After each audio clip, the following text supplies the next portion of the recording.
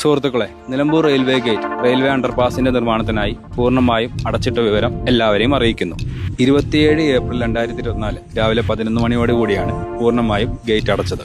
ഈ വഴി യാത്ര ചെയ്തിരുന്ന യാത്രക്കാർ മറ്റു വഴികൾ തിരഞ്ഞെടുത്ത് യാത്ര ചെയ്യുന്നതോടൊപ്പം നിലമ്പൂർ റെയിൽവേ ഗേറ്റ് പൂർണ്ണമായും നീണ്ട കാലയളവിലേക്ക് അടച്ചിട്ട വിവരം എല്ലാവരെയും അറിയിക്കാനും ശ്രമിക്കുക.